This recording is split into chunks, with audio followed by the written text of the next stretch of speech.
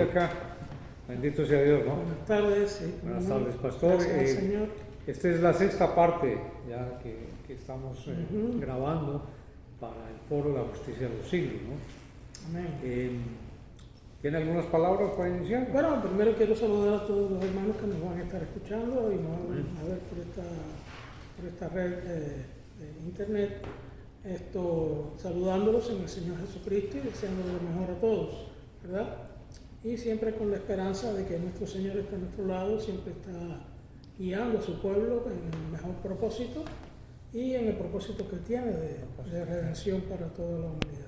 Así que bienvenidos todos a este foro, sexto foro de la justicia de los siglos, donde seguimos explicando cuáles son las características de este libro y en qué sentido pues nosotros enfocamos la interpretación de la historia. Tanto bíblica como secular, ¿no? En la parte pasada, hace un mes, quedamos cuando usted estaba explicando el sacerdocio según la orden de Melquisedec. Y en la página, para seguir en el mismo orden, en la página 131, hay algo en la mitad de la página que llama la atención, donde dice: aquí nos encontramos con la promesa de un Dios que puede cumplirla y la fe de un hombre que, aunque viejo y caduco, tenía la capacidad de creer. Exactamente. Bueno, entonces, pastor, creo que aquí hay un tema para hablar un poco, bastante, sobre lo que pasó ahí históricamente, ¿no? Sí, de hecho, cualquier cosa en la Biblia que parezca que no tiene mucha trascendencia, realmente cuando uno se pone a profundizar, se da cuenta que trae una enseñanza extraordinaria, que trae una significación tremenda. Por eso el título del capítulo es Abraham, propósito y significado. O sea, había un propósito de Dios, como lo hay para toda persona, ¿verdad? Y lo hay con el ser que Él creó, el ser humano. Cuando nosotros hablamos de la promesa, tenemos que entender que esta promesa viene desde Génesis.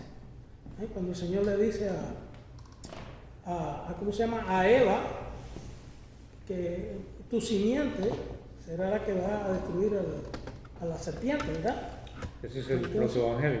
El protoevangelio. O sea, estamos de acuerdo en que en primera instancia eso se refiere a la humanidad, ¿no? A la humanidad, sí. Porque Eva es la madre de todos los seres humanos. Así que en primera instancia eso lo que le está diciendo es uno de tu propia raza, de tu propia género, va a ser el instrumento que yo voy a usar para destruir a Satanás.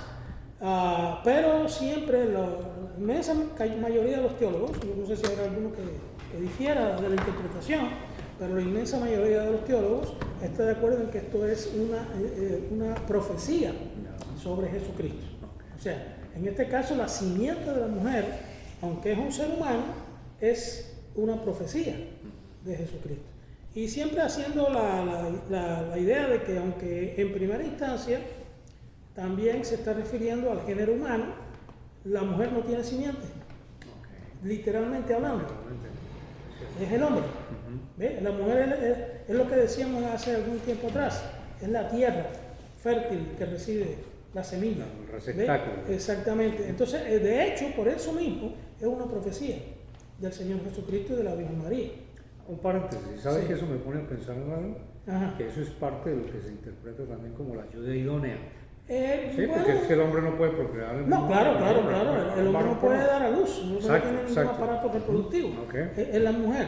Entonces, esto tiene una combinación de conceptos aquí que uno tiene que saber diferenciar, pero al mismo tiempo aunar, porque está hablando del género humano que va a venir a redimir. O sea, Dios no va a usar un extraterrestre, no va a usar otro principio u otro tipo de ser para salvar al hombre. Va a venir él mismo a encarnar y va a encarnar en una mujer virgen. Por lo tanto, tenía que estar claro de que la persona que venía no era un ser humano cualquiera, ¿verdad? Sí, en el vientre de María se gesta un ser humano, el hombre es Jesús, pero es un ser humano que tiene también una naturaleza divina, que es el verbo o el logo cuando es encarnado. O sea, aquí lo que se está anunciando es la encarnación del verbo. Tan simple como eso, tan simple y tan complejo. Okay. Porque eso es muy complejo, hasta el punto de que nosotros no podemos saber cómo pudiéramos decir, esa hipóstasis se produjo, ¿no? Pero sí podemos decir que efectivamente el verbo se hizo carne, tal y como dice el apóstol Juan. Por lo tanto, hay una promesa de Dios que viene desde el Edén. No es una cosa que ocurre después de varios siglos. Yo he leído autores enemigos de la fe, autores que son ateos o escépticos, decir que cómo es que si Dios es así, el Dios que los hebreos nos anunciaron, ¿por qué se demoró tanto en presentarse a la humanidad? Eso es completamente falso. Desde el principio Dios se estuvo manifestando a la humanidad, aunque en aquel tiempo no se manifestaba o no se interpretaba de la forma que después llegaron a entenderlo los hebreos, ¿verdad? El concepto que tenían los hombres era el de Elión, el Dios de los cielos, el Dios altísimo, ¿verdad? Que es el caso de Melquisedec, era Dios del Dios de los cielos, del Elión. Todavía el término Jehová no existía, el término Jehová, que también tiene un significado extraordinario, hasta el punto que no podemos completamente comprender cuál es el real significado de eso, porque Jehová, Yahvé, Hayá es yo soy el que soy. O sea, el que es, Dios es el que es. Si alguien me dice, Dios existe, no, Dios no existe. Bueno, quizás tengamos algún punto de contacto ahí, porque Dios, de hecho, existe lo que se ha creado, lo que es hecho. Dios es desde siempre. Dios es un ser que ni se ha autocreado, ni alguien lo creó, ni mucho menos. Es un ser que existe por siempre, por toda la eternidad. Nosotros no podemos entender eso. Por mucho que tratemos de darle mente, no hay manera de entender. Así que el nombre Jehová abarca mucho más de lo que nosotros podemos entender. Pero siempre Dios tuvo el propósito con el ser humano de redimirlo, de rescatarlo, de traerlo del estado en que se encontraba anteriormente, para llevarlo nuevamente a su relación. O sea, con el pecado rompe esa relación del hombre con Dios. Yo digo, a cada rato lo digo tanto en estudios como en mensajes, la relación que tenían Adán y Eva con Dios al principio era muy diferente a la que tenemos nosotros. Sí, claro, total. Ellos tenían una percepción directa de Dios, quizás no lo podían ver, porque no había manera de verlo, pero sí lo percibían. Es como nosotros no podemos ver nuestra sangre, pero sabemos que ahí está. La vemos cuando nos cortamos, pero mientras tanto estamos bien. Nosotros sabemos que hay un líquido circulando por nuestras venas, por nuestras arterias, que es el que nos mantiene con vida, ¿verdad? Entonces, así ellos tenían una percepción de Dios muy particular, que se rompió por completo con la caída, cuando el hombre decidió cambiar su dirección. Esto viene a seguir a través de muchas generaciones por la familia. Recordemos que desde el principio se crearon dos líneas paralelas, una que seguía adorando al Dios de los cielos por las enseñanzas que Adán y Eva les habían dado. No cabe duda que eran enseñanzas de primera mano, precisamente porque habían tenido una percepción de Dios muy diferente a la que tenemos nosotros, y se había creado una línea con Abel que quería adorar a ese Dios y volver a él. Pero había otra línea bastante grande que ha seguido siendo la mayoritaria a través de toda la historia, como el caso de Caín, que es la que trae la línea de los adoradores de Satanás, de los demonios, y enseguida empieza a haber una acción demoníaca muy poderosa en la tierra, y los dioses se venden como seres poderosos, o los dioses no, los demonios se venden como dioses, como seres poderosos que quieren ayudar a la humanidad, cuando en realidad es un reflejo de lo que es el mismo ser humano, ¿verdad? Los dioses se peleaban, tenían envidias unos con otros, se casaban, se divorciaban, tenían varias mujeres. O sea, lo que el hombre está interpretando ahí es un ser que es igual que él, pero con unos poderes extraordinarios. Yo decía el miércoles en el estudio bíblico, con el caso de Nabucodonosor y la famosa estatua, quizás en el futuro pues volvamos a tocar ese punto.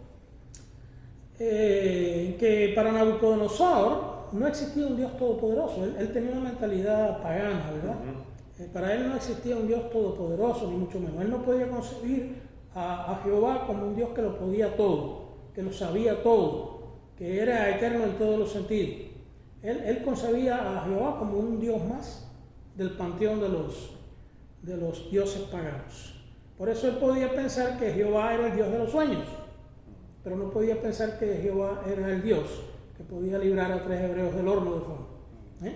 Entonces por eso él dice, ¿y qué Dios va a hacer ese? Que les libre a ustedes del horno de fuego. ¿Se da cuenta? Ahora bien, la promesa está dada desde Eva, desde el Edén, desde la misma caída, y continúa desarrollándose. Bueno, ahí pasamos por el diluvio, por Noé, por Set, por todo Enoch, todo eso. Pero entonces podría decirse que Dios tiene una misión y está precisamente en estas promesas cumpliendo esa misión que claro tiene. Que sí, claro que sí. Dios nunca ni ha fallado en sus promesas, ni se ha frustrado en sus propósitos. Correcto. Eso tenemos que estarlo bien claro. Un Dios que se frustre en los propósitos que tiene, no es el Dios en que nosotros creemos. Exactamente. Él siempre ha tenido un propósito, pero tenemos nosotros que entender que las cosas se dan según el momento adecuado para que Dios actúe. Por eso hablamos de 2 tiempos. Nosotros siempre hablamos de 2 tiempos. Bueno, en teología se estudia eso también. Se habla del cronos. El cronos es el tiempo que transcurre, el tiempo que va pasando. Que de hecho es algo vacuo, muy vacuo, porque nosotros no sentimos que pase el tiempo. Sufrimos los efectos del paso del tiempo, pero no sentimos que el tiempo pasa. El tiempo va pasando. Hoy decimos, estamos a 20 de febrero, mañana vamos a estar a 21, pasado va a estar a 22, pero el tiempo no se puede explicar de una manera tan... Los griegos usaban el término cronos, ¿ves? O sea, es el transcurso del tiempo en la historia humana. Pero existe otro tiempo, y eso también lo hemos hablado, el kairos de Dios. El kairos de Dios. Este es el tiempo de Dios, o sea, el tiempo en el que Dios ha determinado que va a actuar según la conveniencia de su propósito y también en beneficio de nosotros. Así tenemos el kairos de Dios cuando el diluvio. Cuando llegó el momento del diluvio, Dios le dijo, o sea, unos 150 años antes del diluvio, y ya para eso había sacado a Enoch de aquí de la tierra. 700 y tantos años antes. No, para nosotros es mucho tiempo, pero para Dios no es nada. Recordemos que Dios siempre vive en un eterno presente. Y entonces para 150 años, siglo y medio. Noé estuvo 120 años construyendo el arca. Y Dios le dijo, prepárate un arca de madera de gofer y algo así. Porque aquí va a venir un diluvio que va a acabar con va a hacer juicio sobre este mundo actual. Y así ocurrió cuando llegó el kairos de Dios, el momento de que el diluvio debió ocurrir. Así ocurrió cuando llegó el kairos de Dios con Abraham. Se le dijo, sal de tu tierra y de tu parentela y vete a la tierra que yo te voy a mostrar. Y entonces ya ahí empieza Dios a cumplir los propósitos. Ha llegado el momento de crear un pueblo específico, ¿verdad? Ese pueblo específico nosotros sabemos que es el pueblo de Israel, el pueblo judío. Bueno, ese es el error grande que cometemos todos, hasta escritores importantes cometen ese error. Siempre nos referimos a Israel como judíos. Y eso es erróneo. Eran 12 tribus, 12 patriarcas que salieron de Jacob, o de Israel, que Dios le cambió el nombre, ¿verdad? O sea, Israel son 12 tribus, o eran 12 tribus. Así que yo siempre lo digo y lo aclaro en el libro, desde el año 722 para acá, antes de Cristo, para acá podemos referirnos al pueblo de Israel como judíos. Pero antes del año 722 es un error hacer eso, porque eran 12 tribus bien definidas. Con el tiempo esas tribus se fueron integrando a otras nacionalidades, etc. Y hoy en día solamente queda la tribu de Judá. Pero bueno, ya de allá para acá los judíos pueden con todo derecho decir que nosotros somos Israel, ¿verdad? Siguen siendo el pueblo de Dios. Entonces, ahí en ese momento con Abraham Dios comienza a formar y le da la promesa. Y aquí es donde tenemos que ver cuál es la importancia de la promesa que Dios le da a la humanidad. Porque la promesa es precisamente la salvación. La salvación, pero la salvación en Cristo Jesús. La salvación. O sea, cuando el tiempo llegue, yo voy a formar un pueblo que va a ser el representante mío en la tierra. Por eso yo aclaro y digo, Dios no fundó ninguna nación. Egipto, Mesopotamia, Grecia, Italia, Roma, todo eso fueron naciones que se fueron formando por el proceso de la historia. Pero Dios no estableció esas naciones. Y es lo que tenemos que tener cuidado cuando decimos Dios es el que establece rey y quita rey. ¿En qué sentido eso se entiende, verdad? Yo lo entiendo en el sentido permisivo de Dios, pero no en el sentido soberano de Dios. Pero cuando llegamos a Israel, el pueblo de Israel, ahí está funcionando el objetivo, la soberanía absoluta de Dios, o sea, su soberanía propia. No ya la permisiva, sino lo que Él funda el reino de Israel. Él establece el pueblo de Israel. Y eso es lo que se llamaba el reino teocrático. Así como después, casi 1500 años después, funda la iglesia y es el reino de los cielos, el reino de Dios, que lamentablemente se le quita a los judíos. Búscame Mateo, creo que es el capítulo 18, déjame ver si estoy en lo cierto. Mateo 18, 24. Creo que es Mateo 18, 24, espero que no me equivoque. Mateo 18, 24. 24. No es Mateo 18. Déjame ver si es. Espérate. Busca el 21. Mateo 21. Mateo 21. La entrada triunfal en Jerusalén. Tampoco. Ahora no tengo no tengo el texto.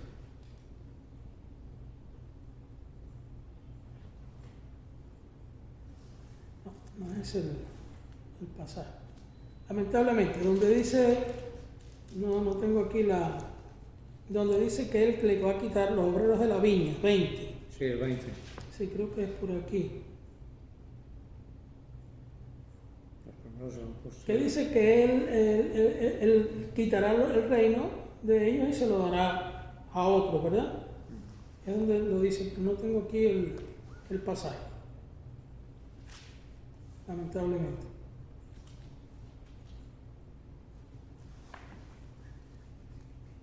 No tengo el pasaje aquí. Así que se los dejo. Bueno. Pero es por ahí. Vamos a ver si. Entonces, la cuestión es que llegó un momento en que el pueblo de Israel no pudo cumplimentar el propósito de Dios. Claro, Dios sabe todo esto desde siempre, a Dios nada lo toma de sorpresa. Él sabe que va a levantar un pueblo que es universal, que se llama la iglesia, y en el cual va a caber todo el mundo. Hasta aquel momento, por las condiciones históricas, sociales, etcétera, que existían en el mundo, Dios tenía que contar con un pueblo específico, un pueblo racial, ¿verdad? Así que Él le había hecho una promesa a Jacob. Le había dicho, yo voy a hacer de ti una gran nación, y se lo hizo a Abraham. Por eso que Abraham es el padre de Isaac, Isaac es el padre de Jacob, y esa misma promesa Dios la sigue sosteniendo a través de aquellos hijos. Y también recordemos, aunque vayamos a desviar un poquito de la cuestión, el caso de Saúl, de Ismael, que no era un hijo de la promesa, O sea que la equivocación de Sara, con el caso de entregarle la sierva egipcia a Abraham para que tuviera un hijo, esa fue la promesa según Sara, digo yo, la promesa según Sara, porque Sara entendió que como en aquella época cuando una persona tenía un hijo de una sierva, el hijo venía a formar parte de la servidumbre de él, pero también podía ser prohijado y convertido en un hijo no natural, pero un hijo propio de él, ¿verdad? Y entonces ella entendió que esa era la vía para poder traer la promesa al mundo. El Señor le dijo, no es así. Sara misma va a tener un hijo.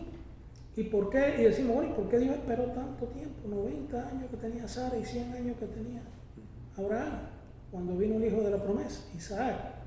Porque ellos tenían que entender que aquello no era producto de un milagro natural o algo así, que pudiese ocurrir, sino que era propósito de Dios. De Dios.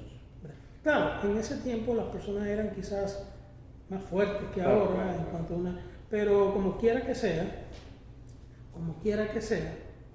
esto, ahora te doy la oportunidad, como quiera que sea, Dios quiso demostrarles a ellos que la promesa venía por su voluntad Amén. y por su propósito. Amén. Si querías preguntarme Es algo. que la bendición se la dio a Isaac. Ajá. Sí, O sea, la promesa cumplió la promesa a los dos. hay un paralelismo entre Isaac y Esaú, entre Isaac y los hijos de él, Jacob y Esaú, y entre lo que era Isaac e Ismael. Ok. ¿Ves? Ismael, aunque era el primer hijo, yo no sé, no logro entender muy bien eso, pero fue el primer hijo que él tuvo Correcto. con una sierva, ¿verdad? Y entonces, todo parecía indicar que Que Ismael sí, que era el iba a que ser. iba a heredar todas sus riquezas y demás, pero no fue así. Yo le dije, no, este no es el hijo de la promesa. Correcto. ¿Sí? Lo mismo pasa con Esaú y Jacob. Hay un paralelismo ahí, ¿ves?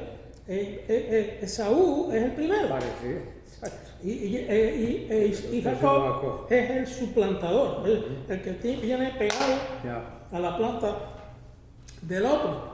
Y todo parecía indicar que era Esaú, ¿verdad? Esaú parecía lo que nosotros llamamos el macho men, el macho por antonomasia, ¿verdad? El tipo fuerte, el tipo alto, el tipo cazador, el tipo que estaba en peligro, que le gustaba el peligro, le gustaba el hombre energético, Sí. todas esas cosas, la imagen del supermacho que a veces tenemos en la mente, ¿verdad?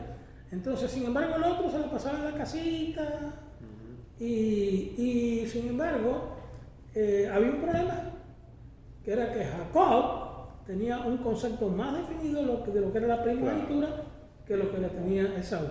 Por lo tanto, Dios no podía hacer nada con ese Superman, con ese Superman de Esaú. Él tenía que hacerlo con el otro que estaba más consciente de lo que era la primogenitura. Claro.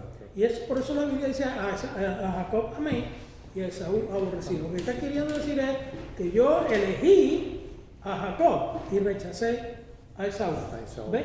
Entonces, y ahí lo vemos, un hombre que no tenía carácter moral para ser el dirigente del pueblo que se estaba formando. ¿Verdad? Se estaba formando. Ok, viene la promesa, viene Abraham, viene Isaac, viene todo eso, y a través de que va corriendo el tiempo, empiezan a pasar una cantidad de acontecimientos que impactaron la vida de Abraham, como fue la destrucción de Sodoma y Gomorra, que tuvo que ver con su familia, porque ahí estaba Lot, ¿me ¿cierto?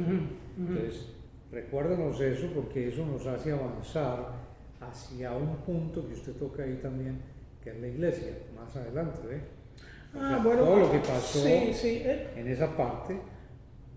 Sí, Dios usa a veces la historia, no sé si la usa a veces o la usa siempre, creo que lo más correcto es decir que la usa siempre, ¿no? Pero en algunas ocasiones que nosotros podamos detectar o comprender, vemos cómo la historia es usada para ejemplificar alguna cosa, ¿verdad? En este caso, Dios está usando el caso de Sodoma y Gomorra para ejemplificar primero el juicio y para en cierto modo ejemplificar la iglesia. Lot es lo que nosotros hoy llamaríamos un cristiano sárquico, un cristiano carnal, ¿verdad?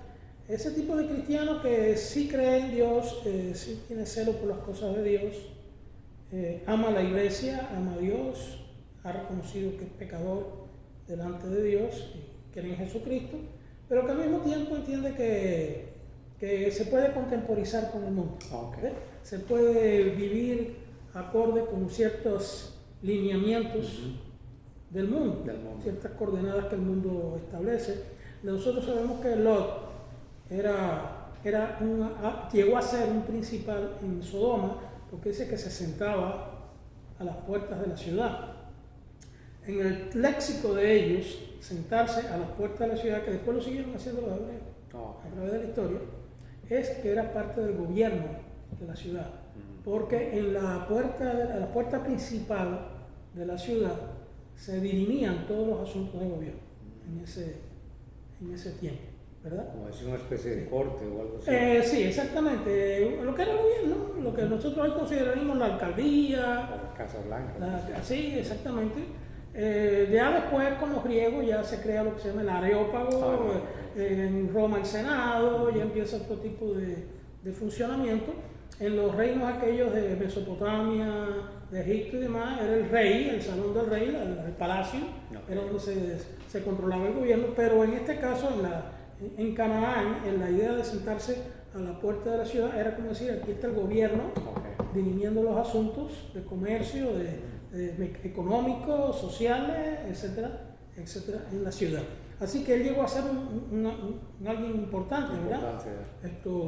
Yo realmente respeto lo que cualquiera quiera hacer o lo que entienda que debe hacer, pero no estoy muy contento con los cristianos que se preocupan por llegar a posiciones políticas y demás, porque la política es extremadamente corrompida.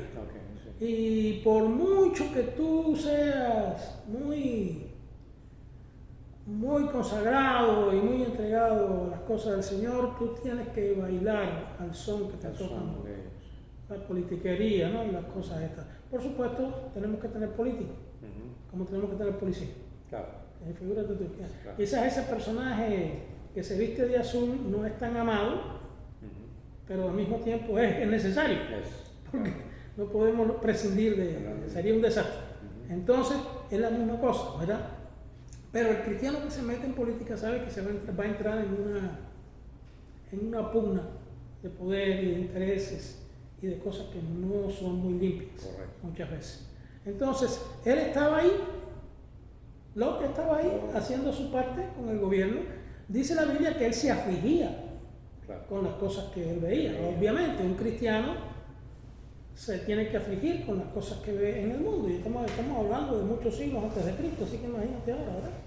Entonces, no es porque haya más corrupción, sino porque la corrupción está más a la vista, ¿no? Entonces, pero Sodoma parece que había llegado a un punto ya donde no había retroceso en su... Y esto impactó tanto en la vida de Abraham que Abraham mismo va y lo saca, en alguna forma, entiendo. Bueno, él no, literalmente no lo sacó, él le pidió a Dios, ¿verdad? Y ya sabemos la famosa discusión de que si hay 50 justos, que si hay 40, que si hay 30. O sea, él abogó. El poder de la oración. Exactamente, él abogó ante Dios por su sobrino. Por su sobrino, sí. Y Dios le dijo, bueno, si tú encuentras 10 justos en Sodoma, yo no voy a destruir la ciudad. O sea que no había manera, no había ni siquiera 10 justos. Estaba él, su esposa, las 2 hijas, y los 2 que iban a ser yernos de él, que eran sodomitas, y posiblemente caían en cualquier cosa también. Entonces, o sea que no se puede catalogar entre los justos. Entonces, al final no le hicieron caso. Y él tuvo que salir cuando vinieron los ángeles, él tuvo que salir con su esposa y con las 2 hijas. Ok, la cuestión es que, eso estamos hablando del kairos, estamos hablando ahorita del kairos de Dios, o sea, el momento en que Dios decidió. ¿Cómo se hizo esto? No lo sabemos. Se ha descubierto que Sodoma estaba construida sobre un lugar donde había grandes cantidades de betún o petróleo en formación. Y la Biblia lo dice también en ese pasaje. Habían fuentes de petróleo por ahí, de betún. Y dice que cuando la derrota de Kedorlaomer, o sea, cuando la derrota de la alianza sidimita, muchos de ellos cayeron en esa. Por lo tanto, había una situación allí que eventualmente iba a ser desastrosa para la ciudad, que fueron en definitiva Sodoma y Gomorra, porque eso producía gases y esos gases se convertían en explosivos eventualmente, ¿verdad? El asunto aquí es que eso ocurre cuando Dios quiere que ocurra. Entonces, cuando eso explotó, pareció que aquello caía del cielo, ¿no? Ok, si ustedes quieren interpretar que Dios lanzó fuego literal del cielo, también lo pueden interpretar, la Biblia lo dice así. ¿Ves? Fuera como fuera, eso ocurrió en el momento en que Dios lo determinó. Y como iba a pasar, y era rápido que iba a pasar, Dios le dijo a los ángeles que salgan inmediatamente de ahí. Y los ángeles dijeron, nosotros no podemos hacer nada. Por la gracia de Dios, si fue de una manera o fue de otra, Dios determinó que eso no ocurriera hasta que Lot y su familia salieran de allí. Entonces dice que salían de allí. Y fue cuando vino fuego y destruyó a las dos ciudades. Y cuando te dice que la mujer de Lot miró atrás, no simplemente es que se paró y miró atrás, es que regresó, volvió a la ciudad. ¿Ves? Por eso ella sufrió, quizás cuando estaba en el proceso de regresar, porque le cayó todo eso encima, ¿verdad? Entonces, esto representa la destrucción de Sodoma y Gomorra, representa el juicio cósmico de Dios. Y tenemos que hacer una diferenciación entre lo que fue el kairos de Dios en el diluvio y lo que fue el kairos de Dios en Sodoma y Gomorra. El momento de Dios con el diluvio es un juicio punitivo. Sí, no es un juicio de destrucción, pero es punitivo. O sea, es un juicio de castigo que no destruye completamente a la humanidad. Se salvan 8 personas. 8 personas, ¿no? Sí. Entonces, pero sí, se destruye el mundo de aquel tiempo. Yo digo que se salvan más, porque la Biblia no cuenta los niños. Posiblemente estaban los niños de ellos también. Eran 3 matrimonios, eran 4 matrimonios. Es imposible que esos matrimonios no tuvieran hijos. Claro. Pero los niños no se cuentan. Entonces, la destrucción por medio del diluvio fue un juicio punitivo, como Dios lo ha hecho a través de la historia en varias ocasiones, como el caso de Babilonia, Jerusalén y otras ciudades del mundo. Pero con el caso de Sodoma y Gomorra se está hablando de un juicio cósmico. Esto significa que es un juicio definitivo, un juicio ya de destrucción definitiva. Es lo que Dios promete. Fíjate que la promesa de Dios es no volver a inundar la tierra con un diluvio, sino destruirla con fuego. La tierra, por eso los escritores bíblicos, los profetas, los apóstoles te hablan de un juicio de fuego. Pedro es muy claro en eso. Exactamente. El día del Señor vendrá, como ladrón en la noche, en el cual los cielos pasarán ardiendo. Sí, correcto. Y los elementos se fundirán. O sea, estamos hablando de un juicio cósmico, quiere decir que es un juicio final para la vida en este mundo, no el juicio final del trono blanco que aparece en Apocalipsis, sino el juicio sobre este mundo cuando el Señor venga con poder y gloria.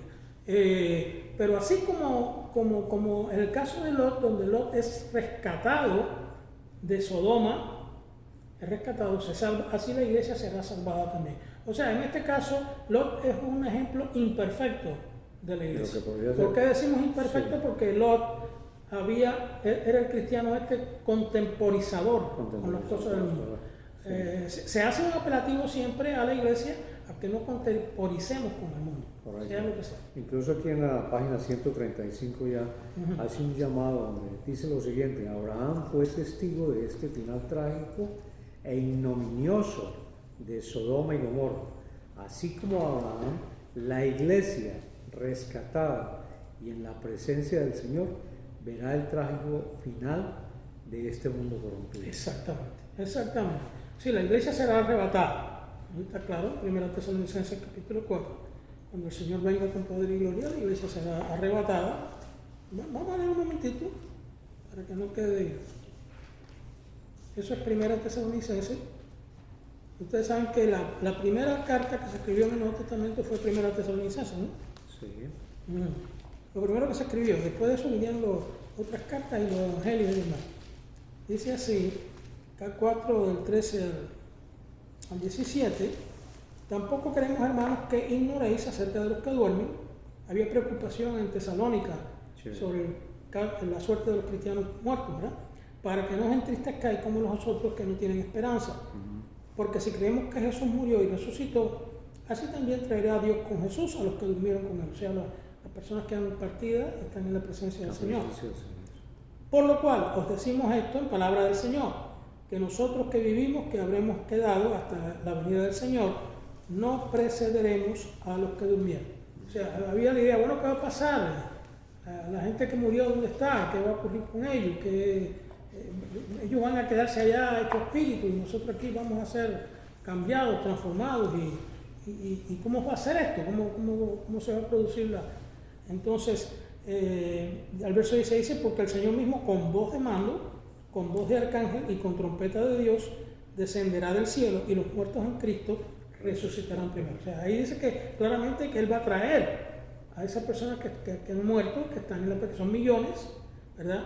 Y que van a venir, van a resucitar. obviamente esos cuerpos van a ser recreados, no va a ser, a no ser que sea el último que murió o los últimos que murieron.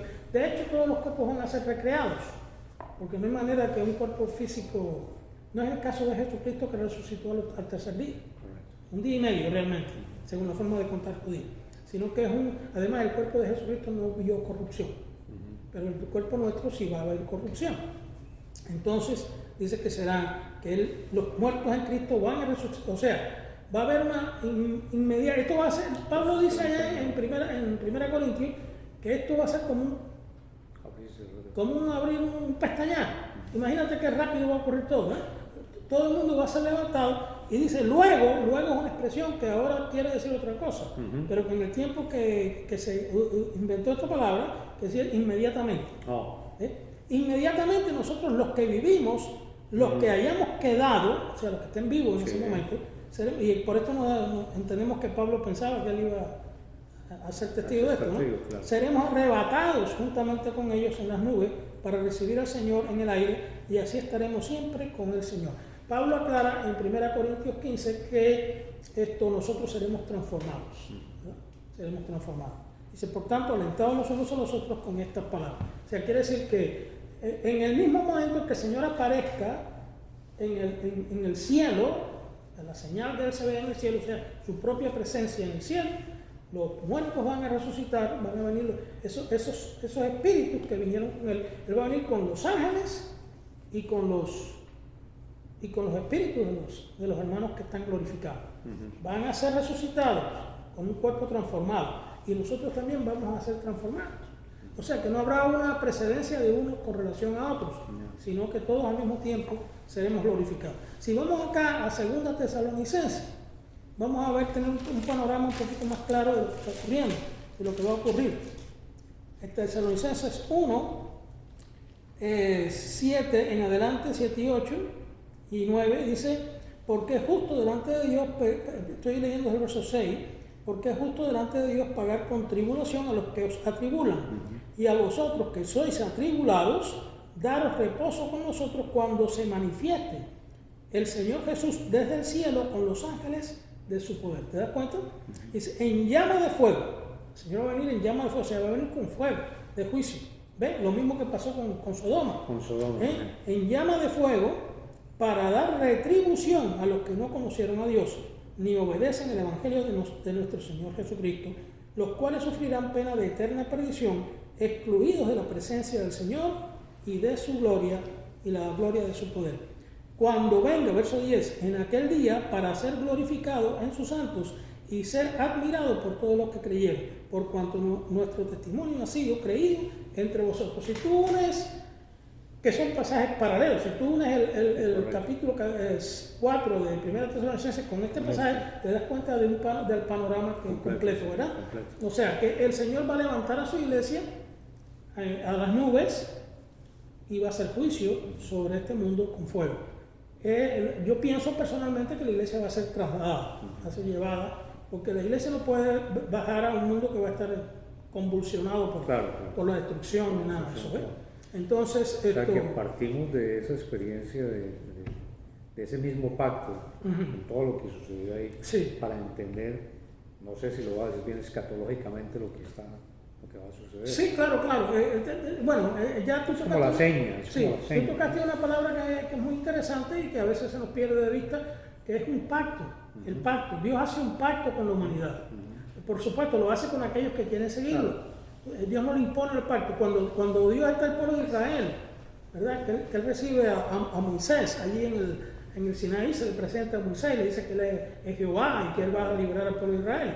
Él después saca, después de todo lo que nosotros sabemos que pasó en Egipto, las plagas, toda esta cosa, y la salida del pueblo de Israel de Egipto, en el Sinaí hace un pacto, pero él no le impone el pacto al pueblo de Israel. Él le dice a Moisés que ellos estén de acuerdo con esto.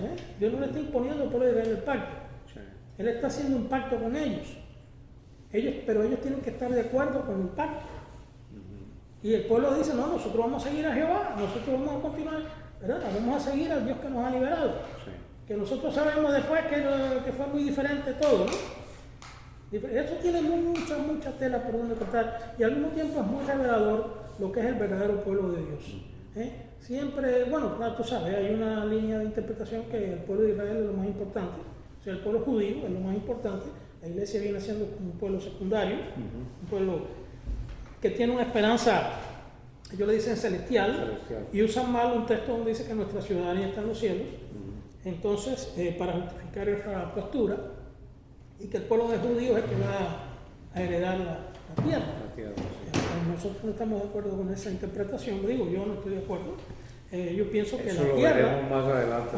Eso, aquí hay mucho material. Veremos que no, que la tierra va a ser para todos. Para todos. Y que es lo que realmente quisiera leer, ya Ajá. para terminar este capítulo, Sí. ya el tiempo también se nos está Sí, ya agotando. se nos está agotando, claro. Las conclusiones, aquí hay 4 conclusiones que usted da, donde dice, algunas conclusiones podemos sacar de este tremendo episodio que ha sido motivo de inspiración para generaciones y generaciones de creyentes a través de la historia. Abraham representaba la justicia de Dios que se ejercerá sobre la humanidad perdida en el momento que Dios tenga escogido para ello el crono. Ahí. Isaac, el Kairos. Isaac representaba tanto al hombre pecador como al Señor Jesucristo en expiación por los pecados de la humanidad. Como pecador merecía el castigo que iba a ser infligido por la justicia divina representada en su Padre. Como representación de Jesucristo simbolizaba su vuelta a la vida después de su muerte expiatoria. El Cordero es una representación típica del Señor Jesucristo, el Cordero de Dios, Juan 1:29, que tomó sobre sí el pecado de toda la humanidad y se entregó en sacrificio santo para satisfacer la justicia divina. Ahí se refiere al tema cuando aparece el Cordero para reemplazar al sacrificio en Isaac. La salvación de Isaac del sacrificio supremo representa la vuelta a la vida tanto del Señor como de todos los fieles en el día final. Por la fe, Abraham, cuando fue probado, ofreció a Isaac, y el que había recibido las promesas ofrecía a su unigénito, habiéndosele dicho: en Isaac te será llamada descendencia, pensando que Dios es poderoso para levantar aún de entre los muertos, de donde en sentido figurado también le volvió a recibir. Hebreos 11, 17, 19. O sea que ahí están las 4 conclusiones. Sí, aquí tenemos una teología completa. Sí. Cuando nosotros nos ponemos a mirar esto, bueno, Abraham, tenemos que tener presente esto, el Dios que ha creado la humanidad, que es amor, es también justicia. Y muchas veces hacemos hincapié en el aspecto del amor, mucha gente hace hincapié solamente en el aspecto del amor y quiere presentar a Dios solamente como amor. Y esto confunde mucho a la gente, porque dice, bueno, pero si Dios es amor, ¿por qué pasan tantas cosas? O por qué Él tiene un juicio, por qué destruyó a Sodoma y Gomorra, por qué destruyó a la humanidad con el diluvio, por qué ha traído por qué Jerusalén sufrió lo que sufrió en el año 70 después de Cristo, porque ese Dios que es amor es también justicia. Y la justicia de Dios no se puede divorciar de su amor, ni su amor se puede divorciar de su justicia. Y ahí es donde la gente muchas veces falla. Tenemos que llevarla, estas dos líneas son paralelas, ¿verdad? Y tenemos que ir, es como un tren no puede marchar sobre un solo raíl, tiene que marchar sobre dos raíles. Esta es la misma idea. Cuando nosotros hablamos del amor de Dios, tenemos que también tener presente su justicia. Y cuando hablamos de su justicia, tenemos que tener presente su amor, ¿verdad? Y su perdón. Dios le da al hombre la oportunidad de regresar a Él.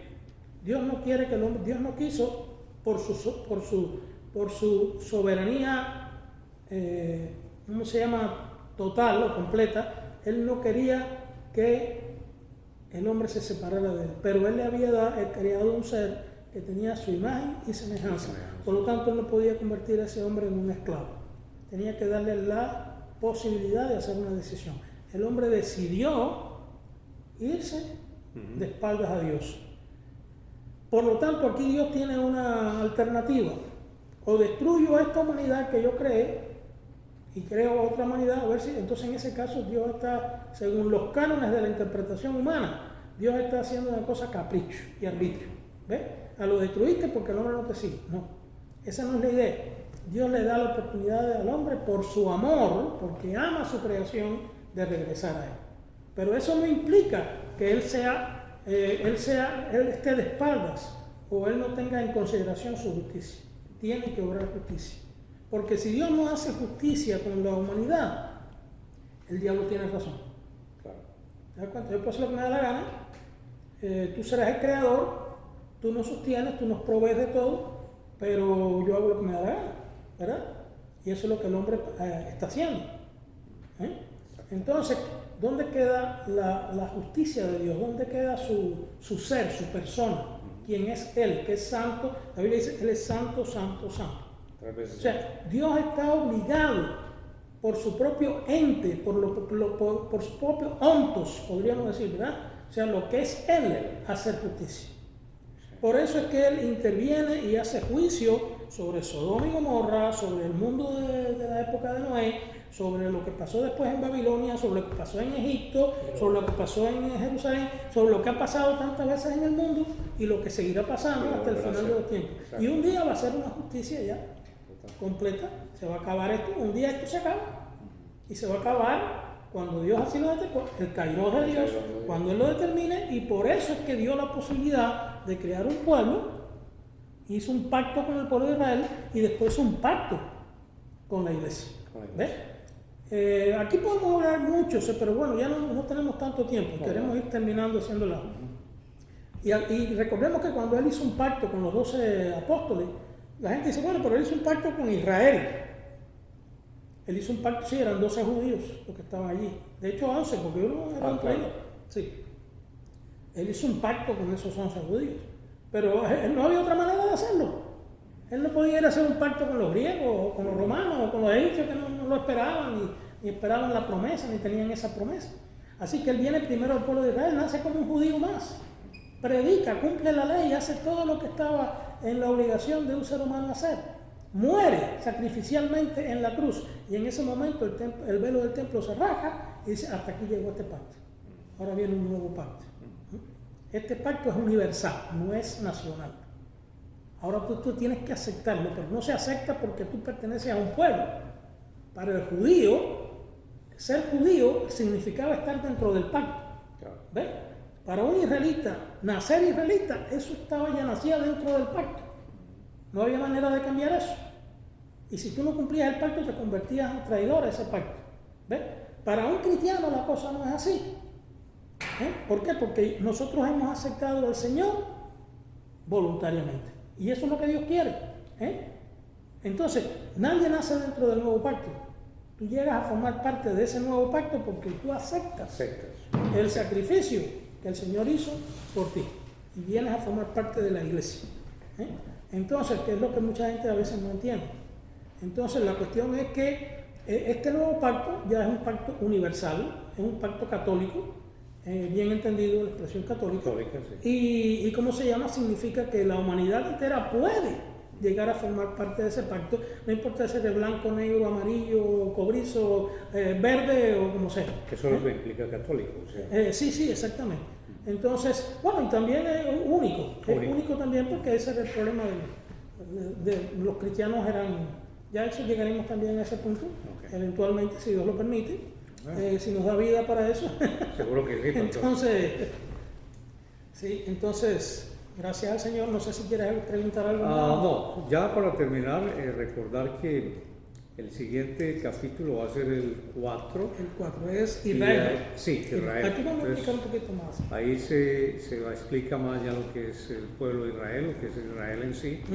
Y bueno, nos queda solamente pues recordarle a todos los hermanos que nos ven que pueden conseguir el libro a través de internet. Amazon. Lo tenemos en Amazon. Tenemos también un número de teléfono, también tenemos en Facebook, también tenemos ahí información.